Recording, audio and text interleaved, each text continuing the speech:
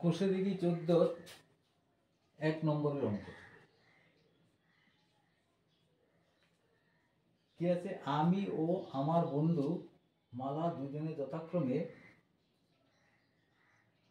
15,000 টাকা ও 25,000 টাকা মূলধন দিয়ে একটি ব্যবসা শুরু করে 1 বছরে 16,800 টাকা লাভ হলো। হিসাব করে দেখি আমরা কে কত টাকা পেলাম। আমি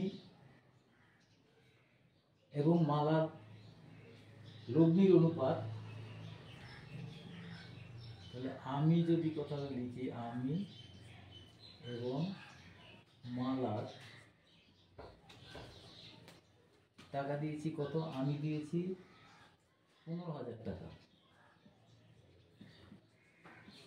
15,000 টাকা এবং মালা দিয়েছে 25,000 টাকা।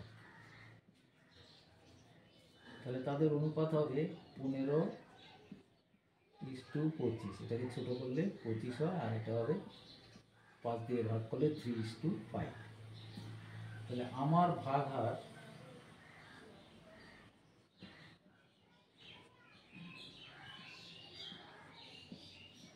ইকুয়াল টু হচ্ছে 3/3 + 5, মানে 3/8 অংশ। তাহলে মোট লাভ হচ্ছে 16,800। সুতরাং আমার লভ্যাংশ ইকুয়াল টু হচ্ছে 3/8 গুণিত 16,800। এটা কাটাকুটি করলে 2, 1, 0, 0, 6,300 টাকা।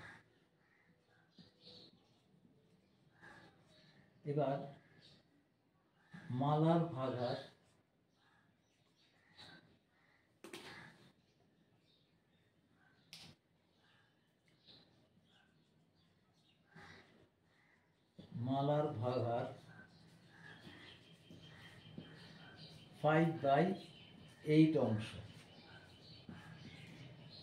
তাহলে মালার লভ্যাংশ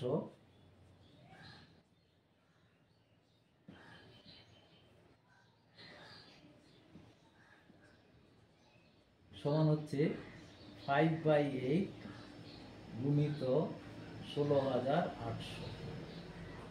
এটা কাটাকুটি করলে সেই 2100ই হবে, সমান হবে 5 একে 5, 5 দুগুণে 10। মালার লভ্যাংশ হবে 10,500 টাকা।